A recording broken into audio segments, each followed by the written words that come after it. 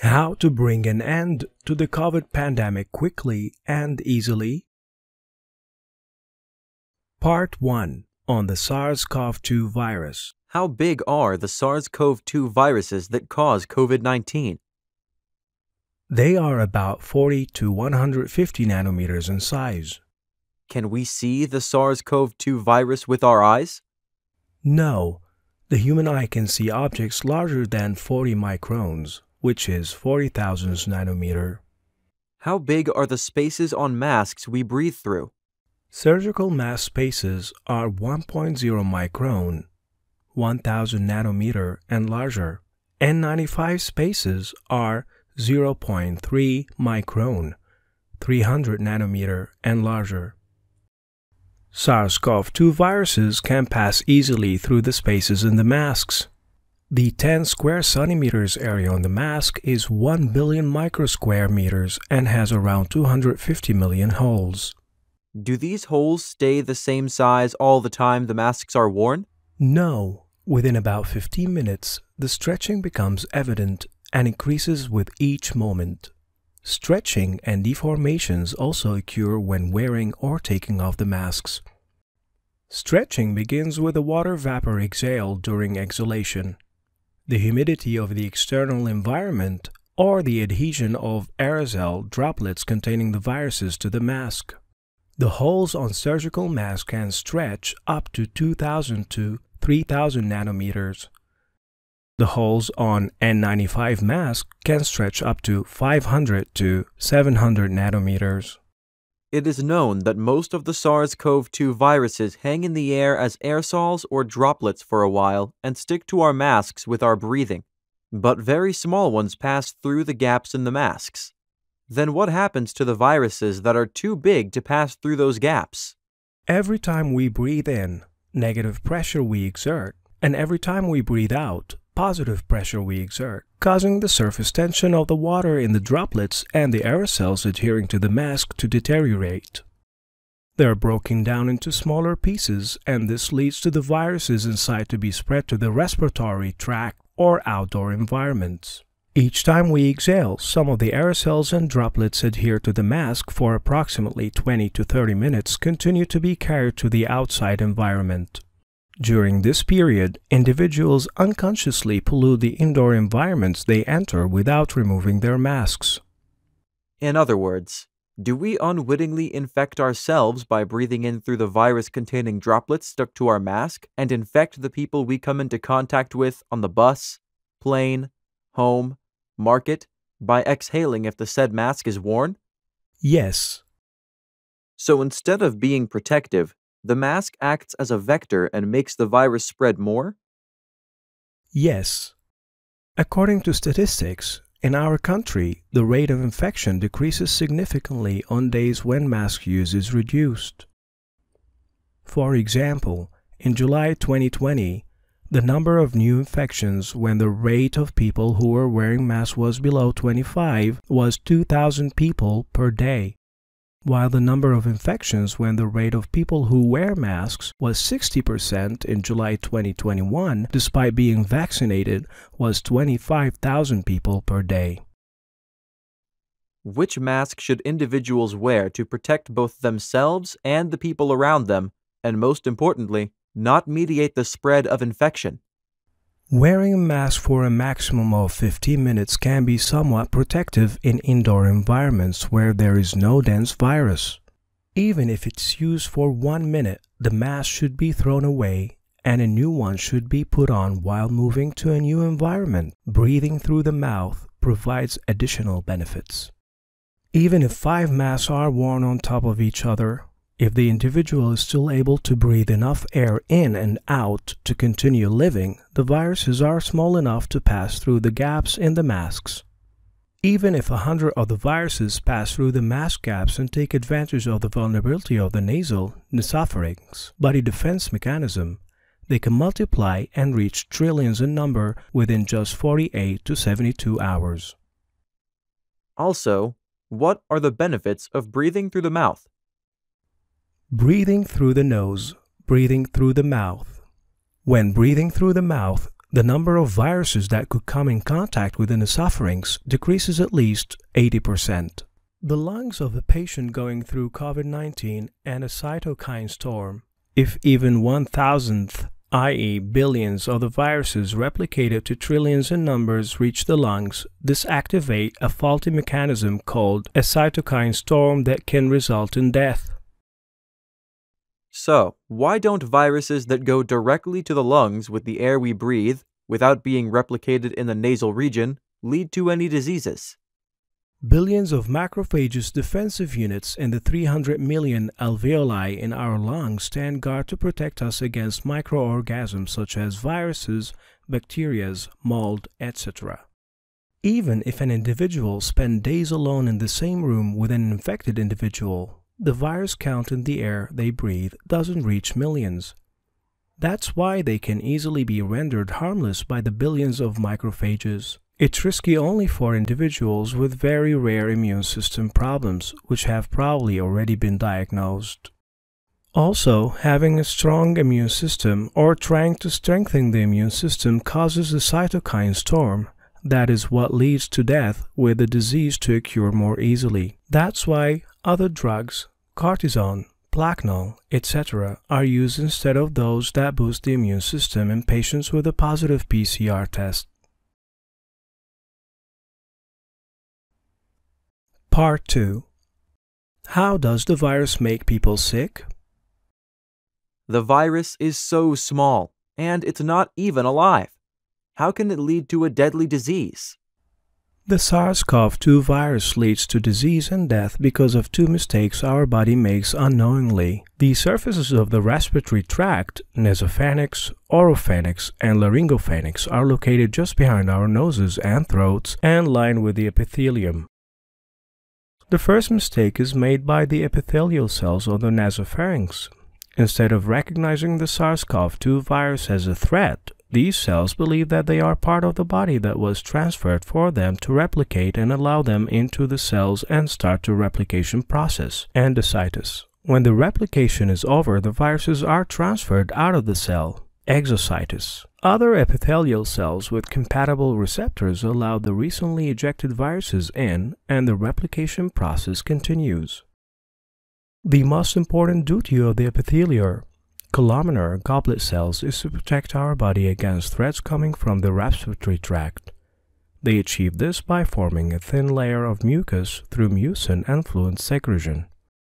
Unless the integrity of this protective layer is broken, it is very difficult for viruses to come in contact with the epithelial cells. After this replication process, the virus reaches trillions in numbers within 48 to 72 hours.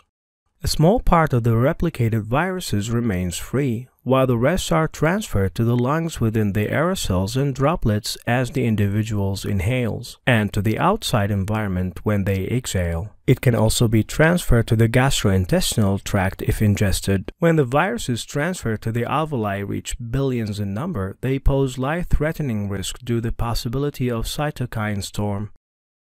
How can these viruses invading the lungs cause respiratory failure and even death when they take up so little space? Both of our lungs have around 300 million alveoli, tiny sacs where the lung and blood exchange oxygen and carbon dioxide. A gram of SARS-CoV-2 virus contains around 4 quadrillion viruses. Tens of grams or quadrillions of viruses is required for the SARS-CoV-2 viruses to pose a mechanical threat to respiration. Even if an individual stays in the same room with more than one COVID-19 patient for days, the number of viruses transferred to the lungs without being replicated in the nasopharynx cannot reach millions except for bioterrorism. It is far from creating a mechanical barrier, even with the viruses that reach trillions in numbers by being replicated in the nasopharynx and billions transfers to the alveoli. There are many macrophages, soldiers fighting microbes in each alveolus. In other words, billions of soldiers in both lungs stand ready against the enemies. When the viruses have reached the alveoli are in billions, our body, understanding that it will not be able to eliminate the viruses, produces neutrophils. special soldiers and start sending them to the lungs. Thus, another faulty mechanism called cytokine storm is activated, making matters worse while trying to help. The large number of neutrophils that are programmed for help and transfer to the lungs are barely able to pass through the tiny capillaries surrounding the alveoli due to their large size and cause the rate of blood flow to slow down, thus reducing the amount of inhaled oxygen transferred into the red blood cells and causing insufficient oxygen transport to tissues, namely hypoxia, early period. In this period, if the decrease in SaO2 values with the finger oximetry is noticed without delay and the patient receives professional help by taking drugs that suppress the immune system, the cytokine storm will be under control. If treatment is delayed, i.e. the onset of cytokine storm, the neutrons that migrate into the alveoli begin to form a mechanical partial barrier to the oxygen-carbon dioxide exchange. Afterwards, a series of reaction and damage occur because of fluid leaking into the alveoli by a large number of mediators secreted uncontrollably by both macrophages and activated neutrophils. Late period. In this period, there are not many treatment alternatives left for the patient. Let's assume that the individual has been in the same room with a patient for 3 days, and a method that significantly reduces virus replication in the nasal passage, 3% sodium chloride solution, was used. Can viruses that pass directly into the lungs through respiration cause disease? No, they don't. If they did, lung lesions would form as soon as the virus was encountered, and the death would occur in 1 to 3 days.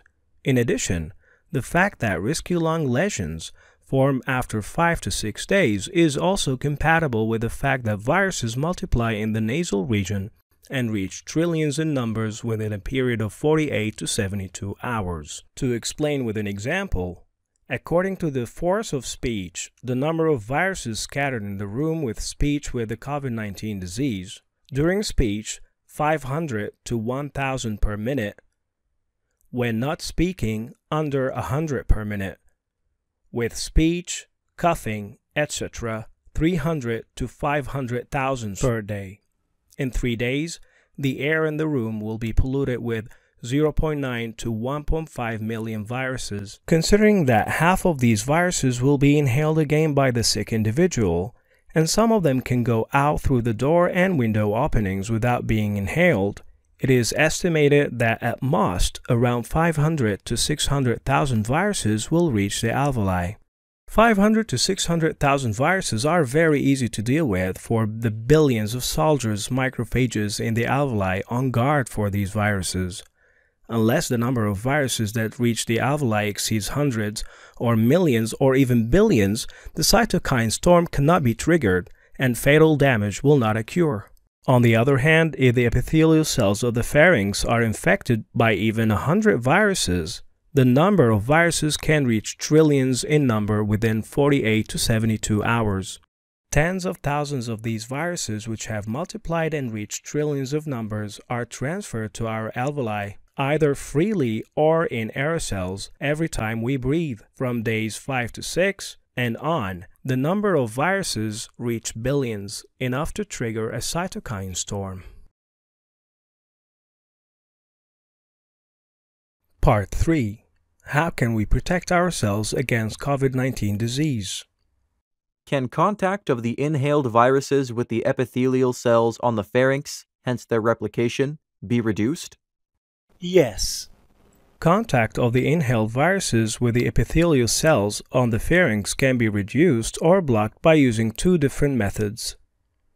A. First method, using a 3% sodium chloride solution, 95% success rate, can be easily prepared and used by anyone. By ensuring the widespread use of this method following the standards specified below, the COVID-19 pandemic will be history in just 2 to 3 weeks. How to prepare a 3% sodium chloride solution? A 3% sodium chloride solution is obtained by mixing 3 grams of table salt with 100 milliliters of water. A 3% sodium chloride solution is obtained by mixing 9 grams, 1 heaping teaspoon of table salt with 300 milliliters of water. Where and how to apply the 3% sodium chloride solution? The solution is then filled into bottles of nasal spray with a volume of 20 milliliter to centiliter. It is applied in both nostrils 2 to 3 times, and contact of the solution with the nasopharynx is ensured by breathing through the nose. With this contact, a reaction that lasts 15 to 30 minutes that causes liquid secretion that affect a much wider area occurs. How should non-infected individuals apply the 3% sodium chloride solution during the pandemic? Before entering indoor environments, bus, plane, market, schools, elevators, etc., every 15 to 30 minutes in indoor environments. As soon as one leaves an indoor environment, every 15 to 30 minutes while walking on crowded streets, every 3 to 4 hours at home, if not in contact with an at-risk individual. How does 3% sodium chloride solution reduce the replication, copying, speed of the viruses? The integrity, thickness, and functions of the mucus layer covering the epithelial cells in the pharynx, which is thicker than 10 microns, can be affected by external factors such as viruses, bacteria, dust, pollen, etc., and constantly deteriorate and are repaired. In addition to damaging the mucus layer, SARS CoV-2 viruses can contact the receptors of the epithelial cells using these damaged areas, and those that come into contact are allowed inside the cells and are replicated. The viruses that are replicated and released from the cells cause the integrity and function of the mucus layer to deteriorate more and more every passing minute, and trillions of viruses are produced in a 48 to 72 hours period. The high concentration 3% sodium chloride solution creates various interactions such as neurostimulation and osmosis with the numerous glands and vascular structures in the nasal region it contacts, and the released fluid results in an increase of 10 times the mucin. Thanks to this reaction, which lasts about 15 to 30 minutes, the pharynx epithelial cells are covered with a much thicker and more fluid liquid layer, mucin, water, etc. than usual, thus preventing the contact of viruses with cell receptors to a large extent. In addition, viruses that are copied or inhaled are either transferred out of the body or swallowed and pass into the gastrointestinal tract. The highly acidic pH 2 stomach fluid causes damage to more than 99% of viruses.